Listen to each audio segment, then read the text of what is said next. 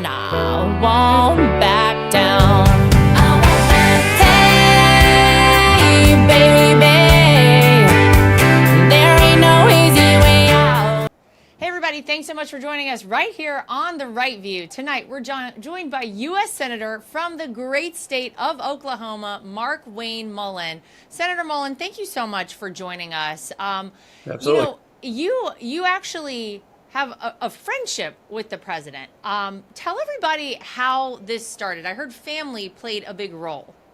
Well, you have two kids. You got a little ways to go. We have six. Wow. But I'm not going to catch up to that, I don't think, but okay. Well, we didn't plan on having six. It's just kind of one of those things. You pray about having kids and they start happening. You're like, okay, Lord, we're good. But, if someone shows your kids affection, especially, I guess I should say in the right way, right? Yeah. It touches your heart, right? If someone cares for your kids and loves on your kids, you'd rather that happen than to actually try to have a friendship with you. And when President Trump was, first elected, I had a working relationship with him, right? I'd been at the White House. I'd go to the White House almost every week, but we were just working in a working relationship. I wouldn't consider it a friendship, but we talked every week. In 2020, I had one of my boys, Jim, who was 15 at the time. He was wrestling Super 32. He was one of the top kids in the nation. Wow. He'd wrestled all over the world since he was 12, undefeated internationally, just really gifted, right? Yeah. And he had a wrestling injury where he shot in. They hit heads like two rams. I was coaching. We were up in Newton, Kansas, and he looked at me and he says, "Dad, I don't feel right." And he had a tear running down his face. And this kid, he wrestled his first state championship title with his finger pointed the wrong way, his pinky, and just didn't complain. I mean, I'm just saying he's tough as nails. Yeah. And I knew something was wrong, and then he collapsed. And when he collapsed, his pulse went very weak. He started laboring and breathing, and then they couldn't grab a pulse. He went out. They grabbed him, ran him to Wichita, Kansas, the Wesley Medical Center, and they wouldn't let me ride in the ambulance. And so I got there about 10 minutes behind the ambulance. And when I go in, Jim is in a crash unit. He's got his wrestling singlet down. They got wires all attached to him, tube coming out of his mouth, and nobody was around him. I thought he was dead. Oh my God. And I go, rushing in, and they had scrubbed him so hard on his chest that his chest was raw, where they try to do this on their sternum, trying to get him responsive. And I didn't know what was going on, right? One of the doctors came running in there and asked me what I was doing. I said, "That's my son." And he started explaining that he's non-responsive, that his pulse is at 48 beats a minute. He's breathing fine on his own, but for cautionary reasons, they're leaving him anyways. Fast forward 26 hours later, he wakes up, and he's a different kid. I mean, he's a completely different kid. He was doing trig in high school, and they asked him what 5 + 3, he couldn't answer it. They asked him what year it was, couldn't answer it. Asked him what happened, couldn't answer it. Asked him to touch his nose, he couldn't even touch his nose. Asked him who I was. He knew who I was, but he couldn't associate with Dad. He didn't know who his mom was. I asked him who the president was, and he gets this stupid, cocky grin on his face and goes, "Trump." It was honestly, it kind of hurt me, to be honest with you. Gosh, that's crazy. Because he had met President Trump a couple times in the Oval Office, and you know how President Trump is. I mean, he's your father-in-law. Yeah. He truly loves kids. Mm-hmm. I laughed when people at the convention, how the news made a big deal about it. About his grandkids coming up and sitting on his lap. Those were my kids. Yeah, I know. That's I didn't want to point that out. They didn't say they were going to do it. They just did it because that's what kids do. But it was just so natural, and I've seen him come in Mar-a-Lago in his office or at Bedminster in his office, and they just come up and jump on his lap and ask Pawpaw for something, and he gets him whatever he wants. I'd laugh all the time. I say, I think a button on the side of his desk in the Oval Office for the Coke is actually for the grandkids. They have they know he's got candy. I'll say that. They're always available for that too. Yes. But wow, so your son knew. Yeah, he knew who President Trump was, and somehow that leaked to I guess we can go back through and probably have some type of HIPAA violation there. 'Cause somehow that leaked and it was all over the news. And believe me, it didn't come from us because that was the last thing I cared about, right? And President Trump called me. And he says, let me get this right, tough guy, because back then he called me tough guy. And he says, your son who knew who I was, but he didn't know who you were, and he thought it was funny. And he heard something in my voice because that day we had been going through testing, and Jim couldn't walk on his own. He had to get a safety belt on him. He was having a lot of short-term memories loss. He was a different kid. He was a top kid in the nation, and now he can't even walk on his own. He can't hold himself up. He couldn't hold 5 pounds in his hand. And when President Trump heard some distress in my voice, he said, "What's going on?" And I started telling him, and I said that we've got to go to California. We just got released to the Center for Neuro Skills in Bakersfield, California, which is the top neuro rehabilitation center literally in the world.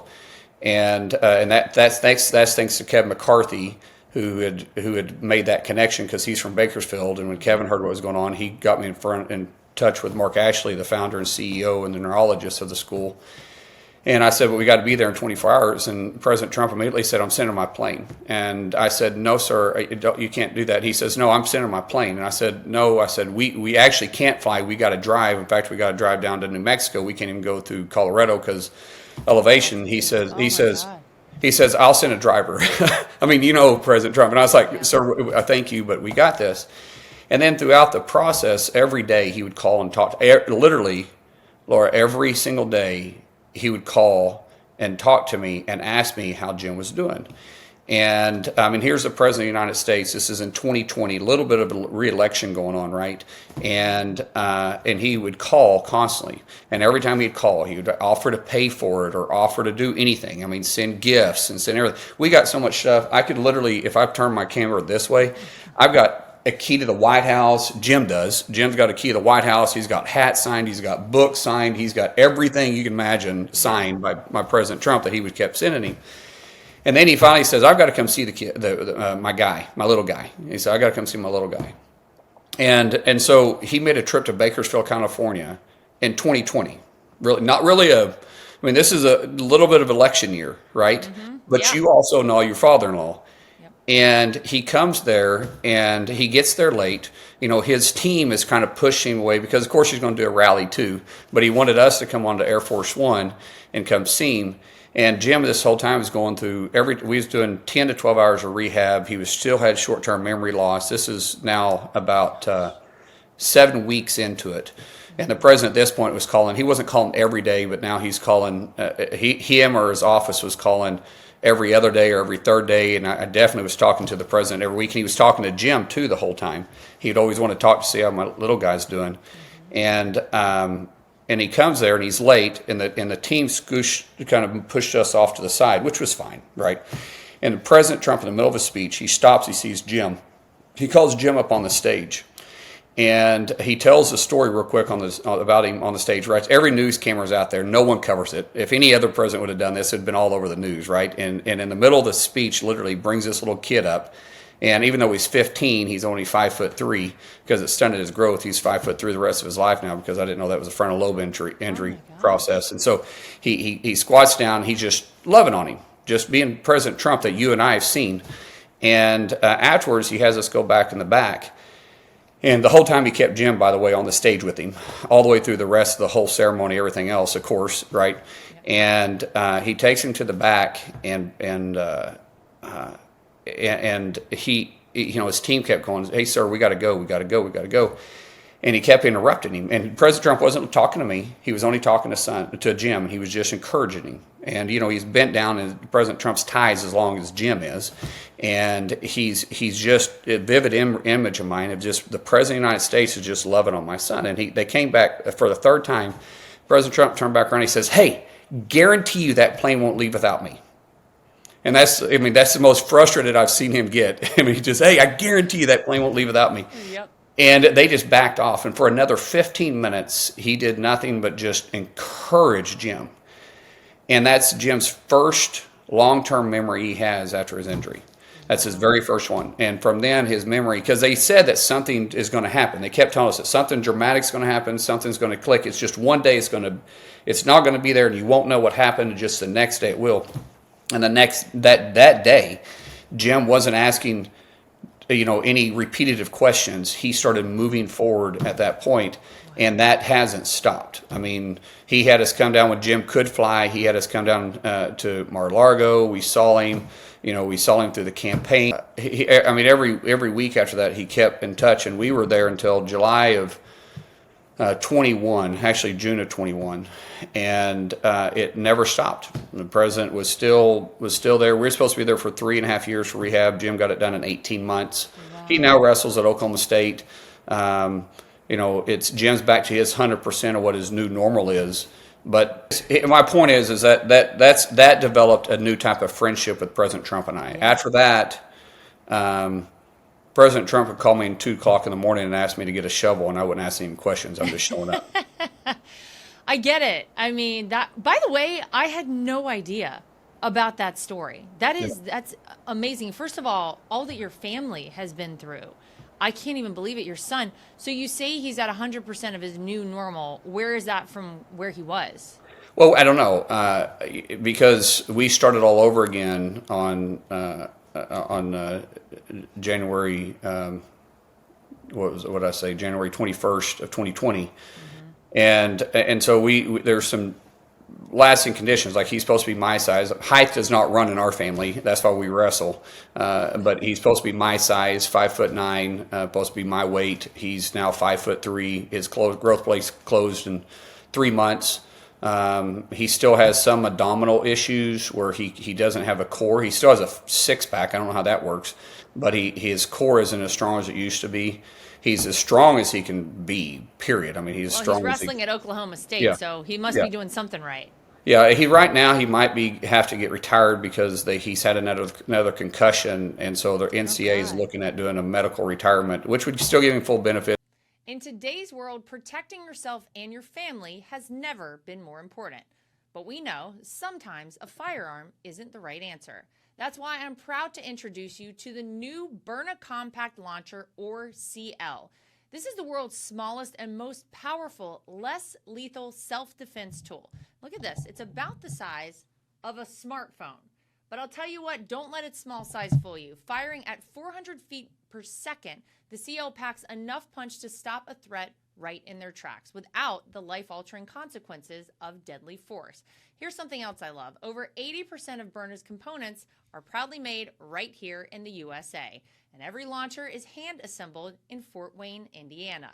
Protect what matters most, safely, legally, and with confidence. Visit Byrna.com today to learn more about the compact launcher. Byrna, the alternative to deadly force. That's BYRNA. Visit Byrna.com to learn more. As you know, our friend Mike Lindell has a passion to help everyone get the best sleep of your life. He didn't just stop by simply creating the best pillow. Mike created the best bed sheets ever. They look and feel great, which means an even better night's sleep for me, which is crucial for my busy schedule. Mike is offering the best deal on his Giza Dream bed sheets. Any size, any color, just $49.98. That's right, you can even get queens, kings, split kings, and California kings, any size, any color, just $49.98. Order now because when they're gone, they're gone. Also, for a limited time, when your order is over $100, you will receive $100 in free digital gifts. Call 1-800-624-3945, use promo code LARA, or go to mypillow.com and make sure you use the promo code LARA for the amazing offer of $49.98 on the Giza Dream Sheets, any size and any color. Number again is 1-800-624-3945. Well, Senator, to hear this story, obviously, it's the first time I've ever heard that story, to tell you the truth, and it's incredible. All that you and your family had to go through, I mean, just all of it. It's absolutely mind-boggling to think about that. I'm so happy, by the way, your son is okay, and you were saying that he got a second concussion, and that the doctors were telling you basically that would be a big problem if he ever got a second one. Are concussions common in wrestling? Maybe my kids do jiu-jitsu. They're 5 and 7. So, yeah. forgive me, but is that common in wrestling, concussions? Well, my kids grew up doing jujitsu too. I carry a black belt in jujitsu, Yeah. and Wow. we competed. They were competing in jiu-jitsu at the age of 4. So, it's something that we've done forever. But, but back when I was in my day, it was called, just get your bell rung. And so it's kind of a lot of our fault. We knew he'd been concussed. We took him to different places for concussion protocol. They didn't know what was going on. They at first they thought it was concussions and it wasn't concussions, and then we actually took them to the Cleveland Clinic. This is no strike at the Cleveland Clinic, I get it, but we went to Cleveland Clinic, spent 2 weeks up there. That at the end of the thing, they told it was his body telling him that we were pushing him too hard. Basically, it was all in his head. And for us to not push him so hard, and we never pushed Jim a day in his life in wrestling. Jim pushed himself. I mean, from the time that kid was 5 years old, it's all he wanted to do. And so, we just thought it was something like that. What we kind of found out that all the tissue around his brain had literally been deteriorated, and he could throw his head back and concuss himself. And so the doctor said it would take 3 years for that to grow back. The irony enough, I'm playing with one of Jim's pens that Donald Trump gave him. I didn't even realize what I was doing here. It's meant to happen. I'm a fidgety guy. But he said he said that it'd take 3 years with no accidents at all because the brain still develops until you're 23 years old in males, and that and a lot of times that membrane will come back. But they said there's no way to test that because if he were to get concussed again, that it could possibly kill him if it wasn't back. Oh my gosh. We live out on a ranch. We don't want to try that. Yeah, we live on a ranch and crap happens. And he had a UTV accident on Christmas, the 22nd, right before Christmas of, I guess it'd been 2-3 years ago. And because we had a real bad storm, and we were trying to run the cattle off the top of the hill because all the tanks was frozen up tight, and we have creeks down the bottom, so we're trying to get them down there where the moving water was. It was like negative 17 degrees, and it was just awful. Not supposed to be that cold in Oklahoma. Life. Yeah, and so he has a wreck because the brakes froze up on the UTV, and he hits a gate, and he totals the UTV.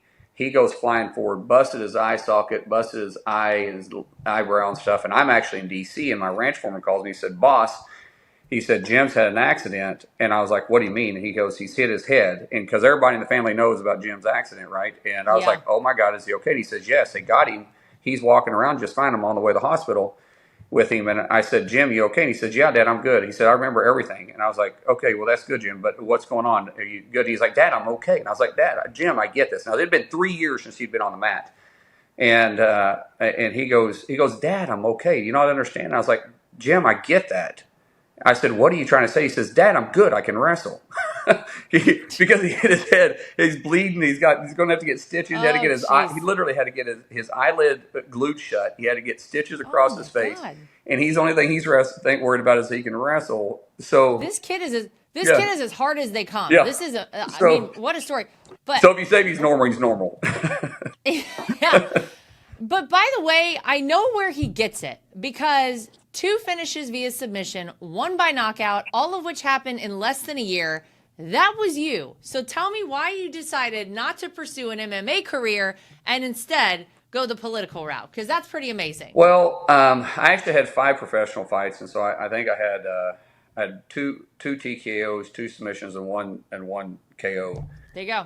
But we know where Jim gets this. Yeah. Well, so for me, what happened is we already had businesses going. My wife and I, we were more, modestly successful for my wife and I. We got married when I was 19. She was 18, and I married her because I loved her, but she had an apartment and I didn't have a place to live. So I thought I needed, I was wrestling, calling, she was cheering. Yeah. So, hey, it sounds like a good idea, but it's worked 28 People years. Married for less. Yeah, Senator, it has. Don't worry. But so our companies were going good. I was really pursuing it. We at this time it was Ultimate Fighting Championship. UFC was coming in. Dana was doing a great job with it, promoting it. That's where we were trying to go to sign up with. The contract for the Ultimate Fighting Championship, the UFC, that time was you had to sign your likeness away. Essentially, I mean, I'm paraphrasing this, but it was I couldn't advertise my company, and so they wanted us to go on Ultimate Fighter. We had decided to go on Ultimate Fighter, but then when the contract came down, I couldn't be in contact with my kids, which I had two young kids at the time, or my wife, Yeah. or the company for 6 weeks. And I was like, just Gosh. give me one phone call a day, right? Let me check in with them. Yeah. They said no, and then then it just, when that's the top and you're trying to go to it and you can't because you got life. It kind of takes a lot of steam out of you. Yep. And I knew I wasn't going to make a living at it. No one was making a living at the UFC at that time. No one. I was already making more money than the top fighter was there, but I wanted to do it because I love the sport. So we had to make a decision at that time, and my wife and I did. And so we started training fighters, and I started competing nationally and internationally in jiu-jitsu, and just took off for that and competed up until I won the election in 2012. Okay. That's what a life, what a family, the whole thing. You are. I think that people, we look at all of our incredible men and women in the United States Senate and the House, and people think of you as a politician. But hearing your story, I hope people remember you're real people. You have real families. You go through the same things that everybody does. You have struggles. You have setbacks. You have these moments that really are, just define, your life and change the trajectory of your life in many ways. And I appreciate you being willing to share it with us and our audience, because it's remarkable. And by the way, I'm so happy your son is doing well. Thank you. And we're wishing him all the best. And I can promise you, he'll always have a champion in President Donald Trump. Yeah. And Yeah. I think a lot of people who hear his story, that's absolutely incredible. Senator Markwayne Mullin, thanks for spending a little time with us, and thanks for again being so open with all of it and letting us in on a little bit of your family. Thank you. Thank you. And appreciate the dealing with me with the technical difficulties here. I know it's Oh, you're good. Yeah. We love a technical difficulty. Yeah. All right, that's going to do it for us for this episode of The Right View. Make sure you like, subscribe, share, and follow, and we'll see you back here next time for more. And I won't back down. Hey, baby, there ain't no easy way out. Nothing is worse than being on a phone call that drops. Nothing is worse than trying to text someone and you can't reach them because your phone is out of service range. And nothing is worse than supporting these major corporations and companies who don't support us. That is why I love Patriot Mobile. They are America's only Christian conservative wireless network. They use every cell tower out there available to all networks so that they have the greatest 4G and 5G coverage nationwide, and they support the causes that are important to us as conservatives. If you go today to patriotmobile.com/Lara Trump and use the promo code Trump, you will get free activation today. Again, that is patriotmobile.com/Lara Trump. The promo code is Trump for free activation so that you can get a great cell plan and feel good about doing it.